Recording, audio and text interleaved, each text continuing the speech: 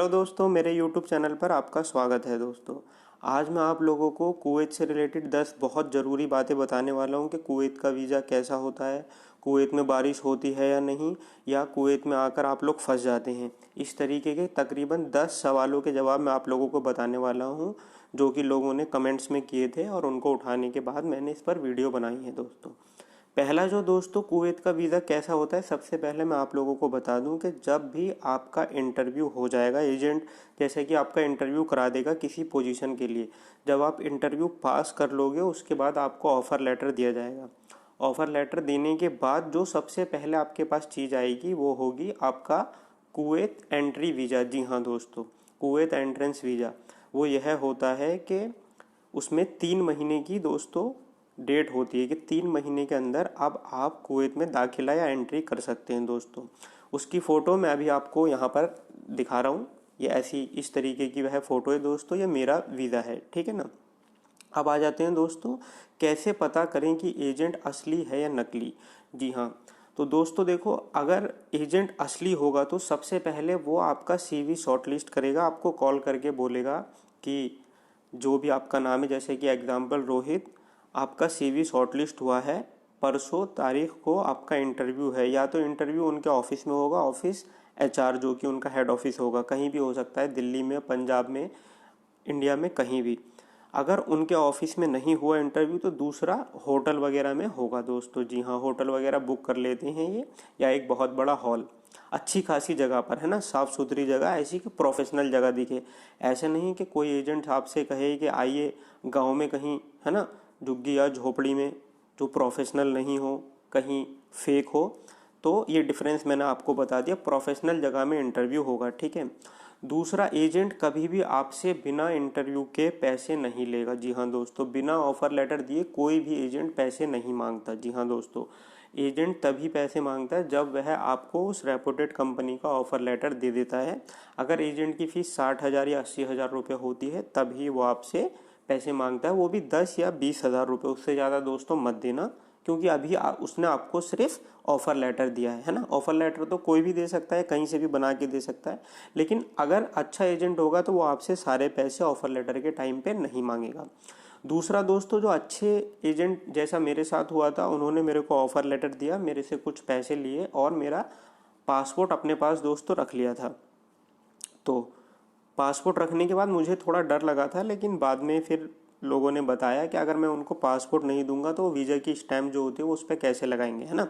तो इसीलिए वो लोग पासपोर्ट रख लेते हैं, और इससे ये होता है कि जो आदमी कुवैत आना चाहता है वो इधर उधर भागा दौड़ी नहीं करेगा, है ना। अगर पासपोर्ट हम उसको नहीं देंगे, फिर हम दूसरी जगह अप्लाई करेंगे, वो पासपोर्ट मांगेगा, तीसरी जगह अप्लाई करेंगे, वो मांगेगा, तो 3 एजेंटों में आप फंस जाओगे, आपके पैसे भी फंस जाएंगे, और जो टारगेट है कुवैत आने का उससे आप भटक जाओगे। तो इस तरीके की चीज़ें आप एजेंट के अंदर देख लेना जो मैंने आपको बताई है। अगर इस तरीके से हो रहा है तो एजेंट आपका ठीक है दोस्तों। उसके बाद दोस्तों, गम का मेडिकल कब होता है। दोस्तों, गम का मेडिकल होता है आपका एंट्री वीज़ा आने के बाद, जो मैंने आपको बताया ना, जो स्क्रीन पे मैंने दिखाया था कि एंट्री वीज़ा आने के बाद दोस्तों गम का मेडिकल होता है। और यह गम का मेडिकल कोई लोकल आदमी नहीं करता दोस्तों।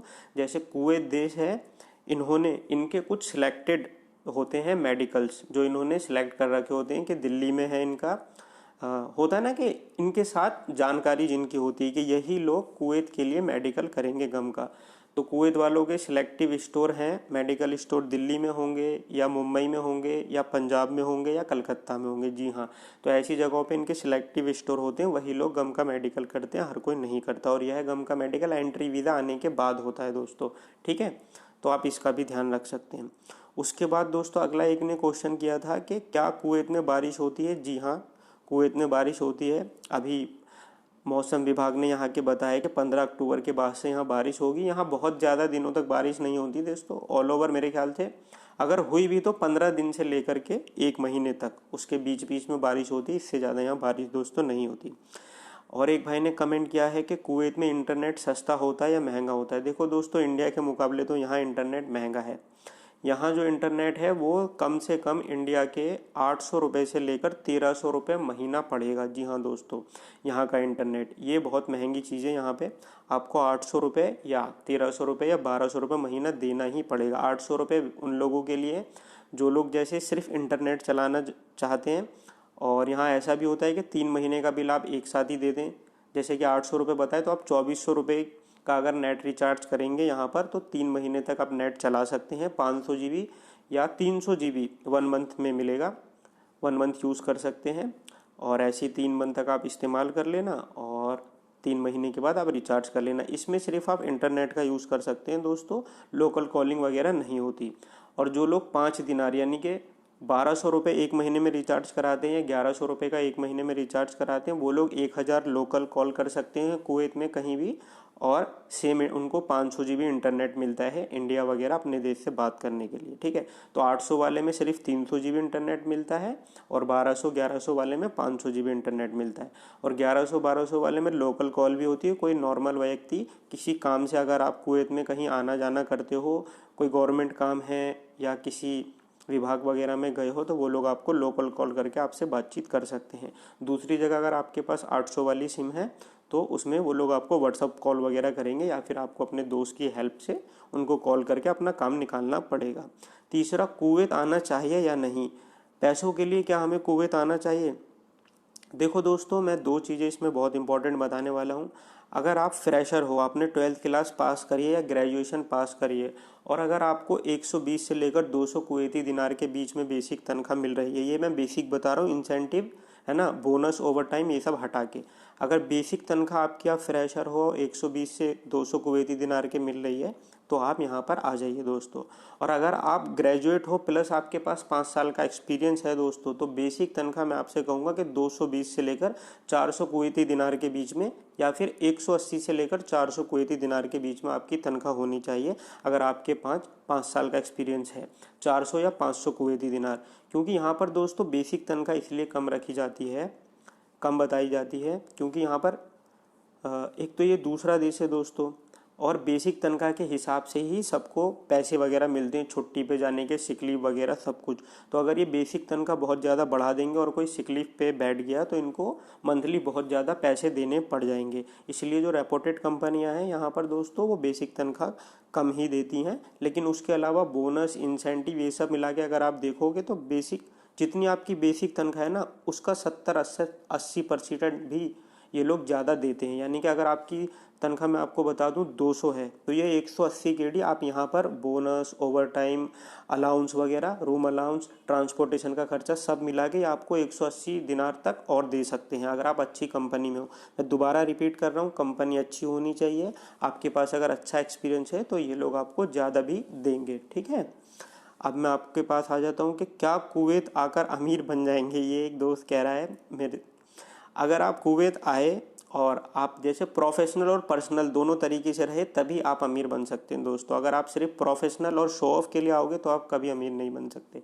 कुवैत में मैंने कई बार कहा है, यहाँ पर यह फ़ायदा है कि यहाँ पर रहना, खाना, ट्रांसपोर्टेशन कई जगहों में फ्री में दी जाती है। यानी कि आपकी बेसिक तनख्वाह, आपका जो ओवर टाइम है, आपका जो बोनस है, उन पैसों में से कुछ भी काटा नहीं जाएगा आपके रहने के लिए, आने जाने के लिए और एक टाइम के खाने के लिए। ज़्यादातर होटल लाइंस में तो खाना मिलता ही मिलता है दोस्तों। बाकी प्राइवेट जगह में होंगे तो खाना नहीं मिलेगा, लेकिन रहना और आना जाना तो आपको मिलने ही वाला है।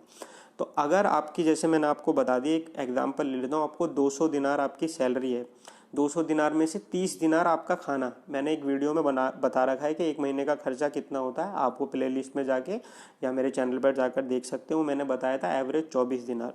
तो 24 दिनार दोस्तों आपका खाना, 10 दिनार आपकी चॉकलेट वॉकलेट। एक मैं बात बता रहा हूँ, जो भी आप दोस्तों के साथ अगर कहीं बाहर घूमने जाते हैं, या उसको 20 दिनार मान लेते हैं, तो 24 और 20 44 दिनार, तो आपकी सैलरी है 200। चलो 50 दिनार मान लेते हैं, 5 दिनार का सिम जो भी आप नेट रिचार्ज करोगे, तो 200 में से अगर आप 50 दिनार महीने के आपके खर्च हो जाते हैं सब कुछ मिला के, तो बचेंगे 150। अब 150 दोस्तों कितने होते हैं? वो होते हैं 36,000 रुपये तकरीबन इंडिया के दोस्तों। तो 36,000 रुपये अगर आप हर महीने बचाओगे, 36 में से ये समझ लो कि आप 25,000 रुपये महीना भी अगर आप बचाने लग गए और 11,000 रुपये पर्सनल लाइफ अपने ऊपर खर्च करने के लिए रख लिए, वो भी फ्यूचर में, तो 25,000 रुपये महीना आप बचाओगे।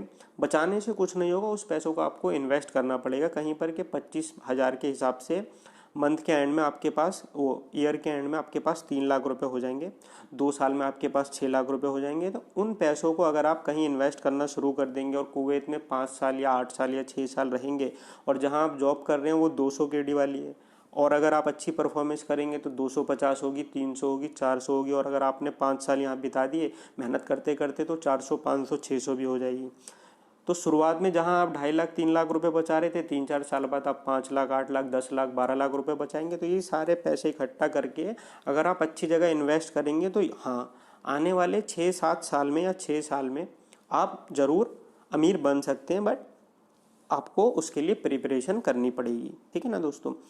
क्या कुवैत में आईफोन सस्ते मिलते हैं, ये एक भाई ने सवाल किया है। जी हाँ दोस्तों, इंडिया के मुकाबले अगर आप कुवैत में देखेंगे तो 10 से 12 हज़ार रुपये का आईफोन सस्ता मिल जाता है। कुछ आईफोन तो 15 हज़ार रुपये तक सस्ते मिल जाते हैं। वो इसलिए होता है दोस्तों क्योंकि भारत में जब कोई आईफोन वगैरह आता है तो उसमें एक तो सेंट्रल गवर्नमेंट टैक्स लगाती है कि बाहर से हमने इम्पोर्ट किया, ऊपर से जिस स्टेट में जा रहा है ना, वो स्टेट की गवर्नमेंट टैक्स लगा देती है। तो 5 हज़ार उनका टैक्स, 5 हज़ार इनका, सब कुछ मिला मुला के 50 हज़ार का फ़ोन 60 हज़ार का होता है, और जो दुकानदार बेचता है उसका भी फ़ायदा। तो ये जो कुवैत में ऐसा कुछ नहीं है, डायरेक्ट इंपोर्ट करते हैं, टैक्स वगैरह ये किसी पे नहीं लगाते, बस जो दुकानदार बेचता है वो अपने पैसे बेचने के लेता है। इसीलिए दोस्तों इंडिया में जो 13 हज़ार महंगा होता है तो दुकानदार 3 हज़ार रुपये ले लेता है यहाँ बेचने के, और 10 हज़ार टैक्स वैक्स के नहीं होते, वो यहाँ पर सस्ता मिल जाता है दोस्तों। उसके बाद क्या कुवैत में आकर फंस तो नहीं जाएंगे, एक भाई ने ये सवाल किया।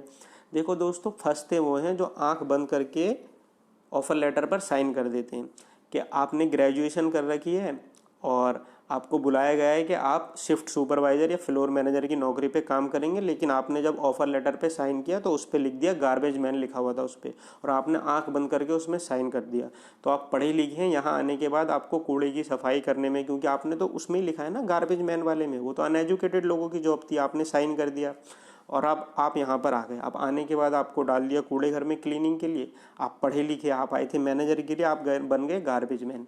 तो दोस्तों जो भी करना कागज़ वगैरह सब पढ़ के करना, और अगर आप गलती से, खुद की गलती से अगर यहाँ आके फंसोगे तभी आप दोस्तों यहाँ पर फंसोगे, और वो रोने वाली वीडियो बनाओगे कि मुझे इंडिया वापस बुला लो, मैं फंस गया हूँ यहाँ पे। तो इसीलिए ये सब हमारे ऊपर ही निर्भर करता है दोस्तों, हम कैसे एजेंट के थ्रू आ रहे हैं, किस जॉब में आ रहे हैं, है ना। तो छानबीन करके अगर आप सब कुछ आओगे तो यहाँ कोई परेशानी नहीं होती। अरब देश में कोई भी नहीं फंसता। फंसते जरिए वो लोग हैं जिनका एजेंट वो होता है चीटर, यानी कि उनके साथ बेईमानी करता है। और कुछ लोग वो होते हैं जिनको बहुत जल्दी कुवैत में आना होता है और हाँ हाँ कर देते हैं, बस नौकरी देखते नहीं है, बस ये देखते हैं कि बस कुवैत आना है। तो ऐसे लोग ही फंसते हैं दोस्तों। अगर आप अच्छे से ईमानदारी से पूरा सर्वे करके आओगे, एजेंट अच्छा है, जॉब अच्छी है, तो आपको कोई परेशानी नहीं होगी, खुशी खुशी कुवैत आओगे, पैसे कमाओगे।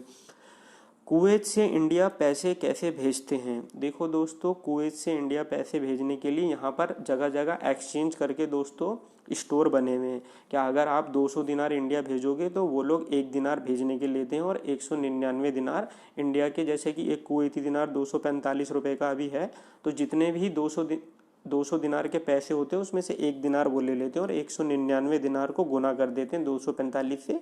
जितने भी पैसे आते हैं वो आपके अकाउंट में भेज देते हैं दोस्तों। तो ये तरीका है। आप जहाँ भी काम करते होगे वो आपके आसपास ज़रूर एक्सचेंज वाला होगा। कई तरीके के एक्सचेंज वाले हैं यहाँ पे। किसी को भी आप पैसे देंगे वो 1 दिनार लेगा और आपके पूरे पैसे इंडिया में जिस अकाउंट में आप कहेंगे उसमें 4-5 घंटे के अंदर आ जाएंगे दोस्तों। कुछ जगहों पे कम भी पैसे लिए जाते हैं दोस्तों, लेकिन 1 दिनार तो कंपलसरी है, हर कोई भेजने के लेता ही है। और भी अब अगर आपके सवाल हैं दोस्तों तो डिस्क्रिप्शन में इंस्टाग्राम की आईडी है, वहाँ जाके मेरे को मैसेज कर देना। और जैसे ही मैं आज कल में उन मैसेजों को पढ़ूंगा मैं आपको रिप्लाई ज़रूर दूंगा दोस्तों। वीडियो अच्छी लगी हो लाइक शेयर सब्सक्राइब करें। मेरा मोटिव है मैं आप लोगों की मदद करूं और खुशी खुशी आप लोग बाहर देश आएँ और खुशी से जिएं, कमाएं और अपनी ज़िंदगी में खुशहाल रहें दोस्तों। Thank you so much.